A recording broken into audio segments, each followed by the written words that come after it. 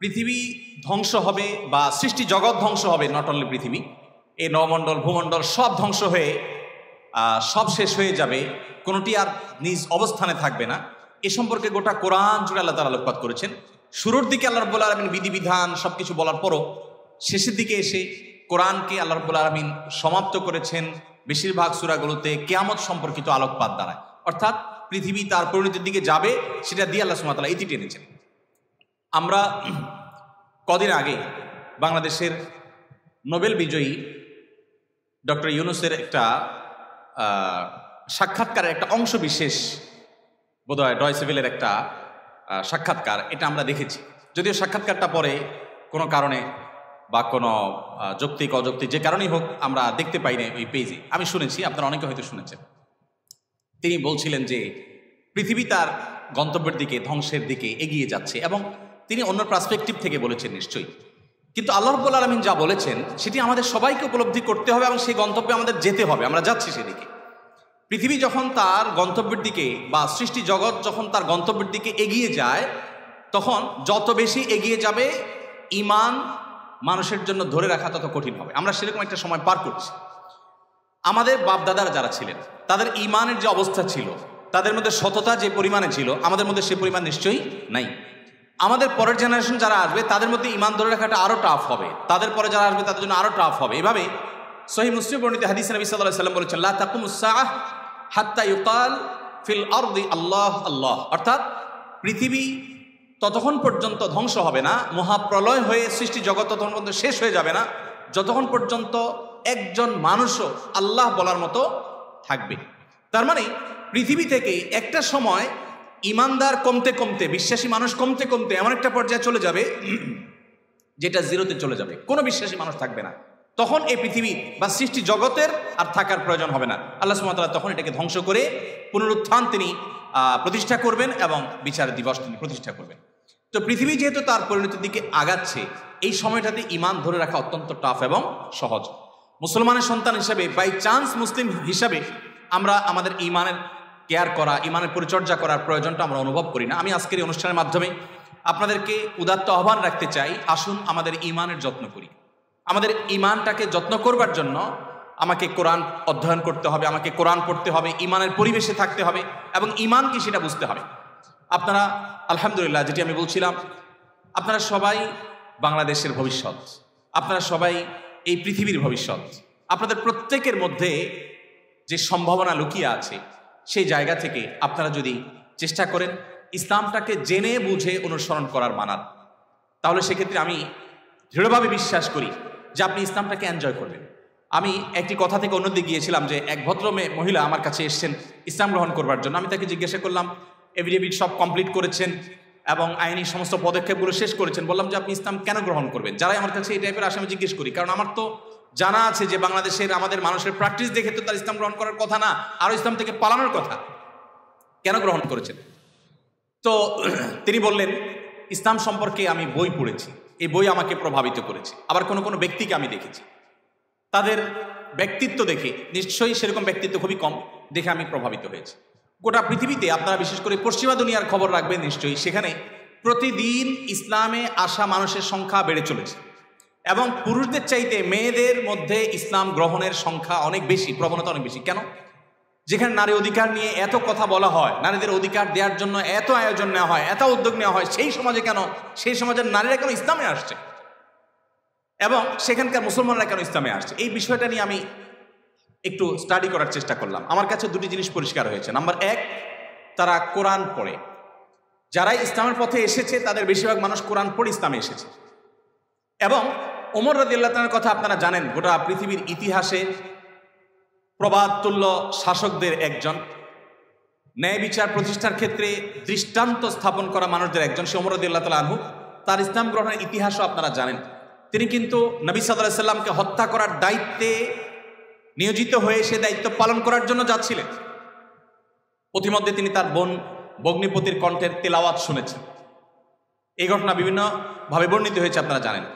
সেই তেলাওয়াত তাকে এতটা প্রভাবিত করেছে যে তিনি হত্যার পরিবর্তে বরং মুহাম্মদ সাল্লাল্লাহু আলাইহি সাল্লামের কাছে হাত দিয়ে তার হাতে ইসলাম গ্রহণ করেছেন। তার মানে কোরআন সামান্য একটু শোনার পর তার ভিতরে এরকম প্রভাব পড়েছে।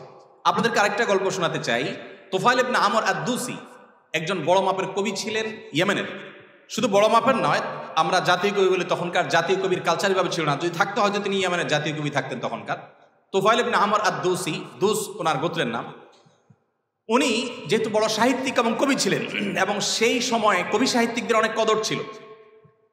বড় বড় রাজদরবারগুলোতে কবি সাহিত্যিকদেরই পদচারণা সবচেয়ে বেশি ছিল, এবং সবচেয়ে বড় পুরস্কারগুলো তারাই জিততেন। প্রশংসা করে রাজাদেরকে বিভিন্ন কবিতা, বিভিন্ন পংক্তি, বিভিন্ন লেখা এগুলো উপহার দিলেই পুরস্কার পেতেন। তো তোফাইল ইবনে আমর আদ-দুসি যেহেতু সাহিত্যিক ছিলেন, ভিআইপি ছিলেন, তিনি মক্কা উমরা করতে এসেছেন। মুহাম্মদ সাল্লাল্লাহু আলাইহি ওয়াসাল্লাম তখন গোপনে ইসলাম এর দাওয়াত দিচ্ছেন। মক্কায় আসার পর তার বন্ধুবান্ধব যারা মক্কায় ছিলেন কবি সাহিত্যিক, তারা বললেন, দেখো আমাদের এখানে তো একটা লোক, তার কথা শুনলেই মানুষ তার জাদুতে আক্রান্ত হয়ে যায়, বাপদা ধর্ম ছেড়ে দেয়। তো তোমার ব্যাপারে আমরা আশঙ্কা করছি যে তুমি এরকম অবস্থার মধ্যে পড়তে পারো। তাহলে একটা বুদ্ধি হলো, তুমি কানের মধ্যে তুলো দিয়ে রাখো, দোনো কানের ফুটো এমনভাবে বন্ধ করে দাও যে তুমি ওমরা যখন করবা, তওয়াফ করবা, সাই করবা, এই টাইমে যাতে ওই ভদ্রলোকের কোনো কথা তোমার কানে না আসে, অ্যাটলিস্ট এই সময়টা তুমি এভাবে একটু পার করো। তিনি তাদের পরামর্শ অনুযায়ী দোনো কান বন্ধ করে ফেললেন, এবং তিনি ওইভাবে কিন্তু ওমরার কাজ শেষ করলেন। একটা পর্যায়ে তার মনে হলো যে আমি এত বড় সাহিত্যিক মানুষ, বুদ্ধিজীবী মানুষ, পড়াশোনা করা মানুষ, একটা মানুষ কথা বলবে আর আমি গলে যাব, ভুলভাল বললে আমি সেটা মেনে নিব, আমি তো এত অর্বাচীন না, আমাকে এত ভয় কেন পেতে হবে। তিনি কানের তুলো খুলে ফেলে দিন, এবং এরপর তিনি হারামের কোনো এক জায়গা থেকে কোরআনের কিছু আয়াতের অংশ বিশেষ তার কানে আসলো। আসার পর তিনি সাহিত্যিক মানুষ, বুঝলেন যে এটা তো এই মানের ভাষা, এই মানের সাহিত্য, এটা তো কোনো মানুষের রচনা হতে পারে না, বা এই ধরনের রচনা তো আমি আগে পড়ি নাই, এটা তো একটু ব্যতিক্রম মনে হচ্ছে।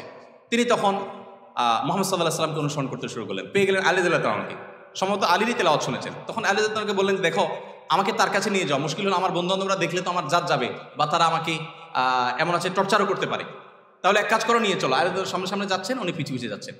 যে পরে তিনি ইসলাম গ্রহণ করলেন, এবং তিনি অনেক টর্চারের মুখোমুখি হলেন। তার মাধ্যমে ইয়েমেনে ইসলাম ঢুকে প্রথম ব্যক্তি ইয়েমেন থেকে ইসলাম গ্রহণ করা।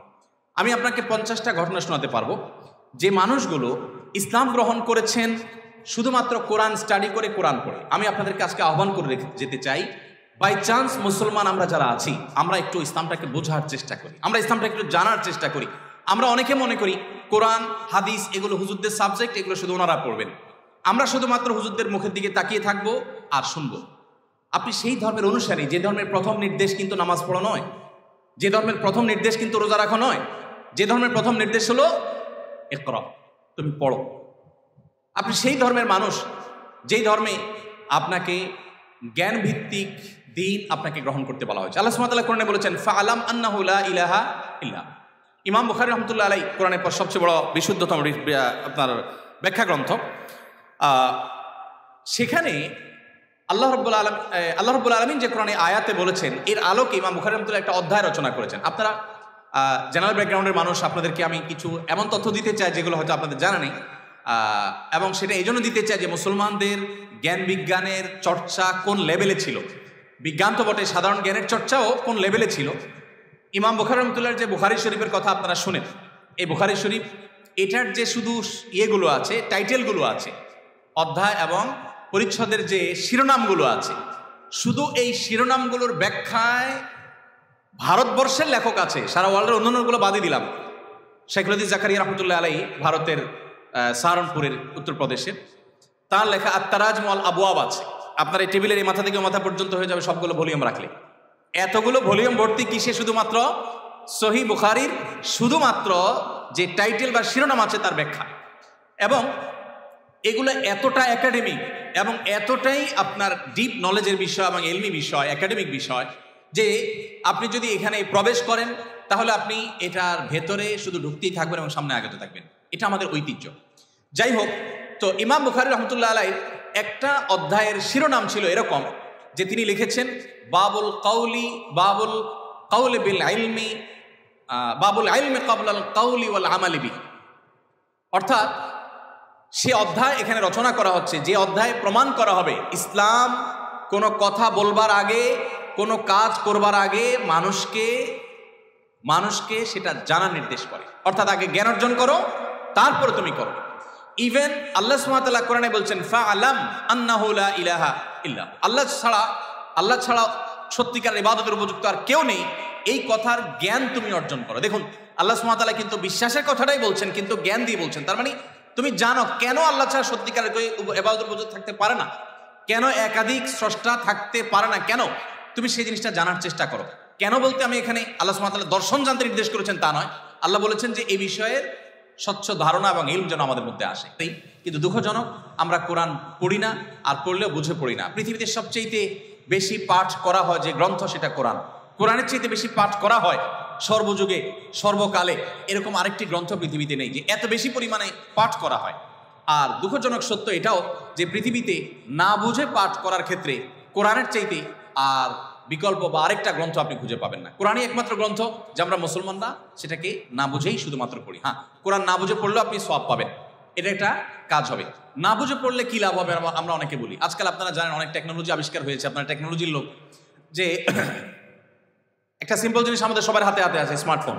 আমরা যদি বলি হাই শ্রী কল অমুক, সাথে সাথে কিন্তু আপনার কোনো টিপাটিপি ছাড়াই সেই অমুককে কল করবে, মোবাইল করবে না ডিভাইস। এখন তো আপনার আপনি কোনো রুমে বসে বলছেন যে গরম লাগছে, এসিটা অন হয়ে যাবে। আপনি জাস্ট বললেন, নির্দিষ্ট শব্দ উচ্চারণ করলেন যে আপনার কাছে গরম লাগছে, এসিটা অন হয়ে যাবে। আপনি বললেন যে না এখন শীত লাগছে, তো এসিটা কমে যাবে, বন্ধ হয়ে যাবে। টেকনোলজি এই পর্যন্ত চলে গেছে যা আপনি বলছেন সেটা সে ক্যাচ করছে এবং সেই অনুযায়ী কাজ করছে। তো এই যদি টেকনোলজির কারামতি হয়, তাহলে কোরআন আপনি পাঠ করছেন, এমনকি এমনও হতে পারে কোনো মানুষ কিছু নির্দিষ্ট ওয়ার্ড উচ্চারণ করছে, সেটা মিনিং বুঝে না, কিন্তু ওই ডিভাইস তার মিনিং বা ওই যন্ত্র তার মিনিংটা বুঝে এবং সেটা সে ক্যাচ করে কাজও করে ফেলেছে। সে কিন্তু যা বলেছে নিজেও বুঝে নেই, তারপরও কাজ করেছে। কোরআন তেলাওয়াত করে ফু দিলে অনেক অসুখ, অনেক দুঃখ, অনেক কষ্ট, মানুষের শারীরিক অনেক কষ্ট লাঘব হয়। কিভাবে হয়? আপনি যদি এটা নিয়ে বৈজ্ঞানিক গবেষণা নামেন তো আপনি কোনো সূত্র হয়তো খুঁজে পাবেন না, কিন্তু আপনাকে আমি যে পয়েন্টটা বললাম এই পয়েন্ট থেকে যদি আপনি আগান, আপনি দেখবেন যে এরকম বহু লজিক আপনার সামনে হাজির হয়ে গেছে। যাই হোক, তো আমি যেটা বলছিলাম যে কোরআন আপনি না বুঝে পড়লে সওয়াব পাবেন, কিন্তু এই জন্য কোরআন আসেনি। আল্লাহ সুবহানাহু ওয়া তাআলা কোরআনে বিভিন্ন জায়গায় বলেছেন লিয়াদাব্বারু আয়াতি, এই কোরআন দেয়া হয়েছে তোমাদেরকে যাতে এর আয়াতগুলো নিয়ে তোমরা গবেষণা করো, তোমরা যাতে ভাবো, তোমরা যাতে চিন্তা করো, তোমরা যাতে ভাবনার জগতে প্রবেশ করো। তো এই কোরআন ভাবনা বা গবেষণা তো অনেক পরের কথা, এর কথামালা তো আমাকে আগে বুঝতে হবে। আমি আজকে অনুষ্ঠানের মাধ্যমে আপনাদের সবাইকে উদাত্ত আহ্বান রাখতে চাই, আসুন কোরআন শুরু থেকে শেষ পর্যন্ত একবার অন্তত পুরো কোরআনটা আপনি ধীরে ধীরে অল্প অল্প করে 5টি আয়াত করে 10টি আয়াত করে আপনি পড়ুন এবং বোঝার চেষ্টা করুন। কোন একজন সাহাবী বলেছেন শুধু সূরা বাকারা পড়তে তার কয়েক বছর লেগেছে। আমরা তো 2-3 দিনে কোরআন খতম দিয়ে ফেলতে পারি, তাই না? তার শুধু সূরা বাকারা পড়তে টানা কয়েক বছর সময় লেগেছে। কি করেছেন তিনি? প্রতিটা আয়াত পড়েছেন, এ সম্পর্কে জেনেছেন, ভেবেছেন, এখান থেকে তার নেয়ার কি আছে সেটা নিয়েছেন, নিজের মতো ইমপ্লিমেন্ট করেছেন, দেন তিনি সামনে অগ্রসর হয়েছেন। এভাবে এগোতে গিয়ে তার একটা সূরা শেষ করতে কয়েক বছর সময় লেগে গেছে। কোথায় আমাদের কোরআন অধ্যয়ন?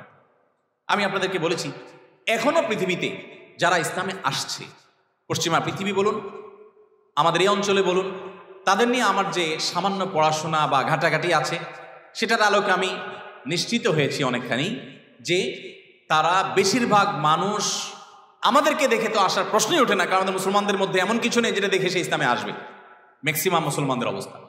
কিন্তু তারা ইসলামে এসেছে কোরআন পড়ার পর। ফ্রান্সের একজন পলিটিশিয়ান, তিনি কট্টর ইসলাম এবং মুসলমানদের সমালোচক ছিলেন এবং বিদ্বেষ পোষণ করতেন রীতিমতো। আমি একসময় আমার ফেসবুক প্রোফাইলে তাকে নিয়ে অনেক লেখালেখিও করেছি।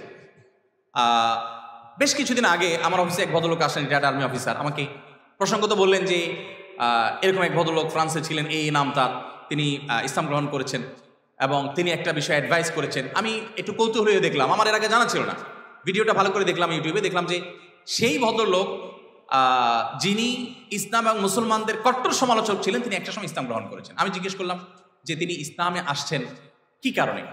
তো তার বক্তব্যই শুনলাম, তিনি বলছেন যে আমি ইসলাম এবং মুসলমানদের ত্রুটি ধরার জন্য আমি কোরআন পড়া শুরু করলাম। কোরআন পড়তে পড়তে পড়তে আমি যতই এর ভেতরে প্রবেশ করলাম ততই আমি কোরআনের কাছে সারেন্ডার করতে বাধ্য হলাম, আমি কোরআনের কাছে নিজেকে সমর্পণ করতে বাধ্য হলাম।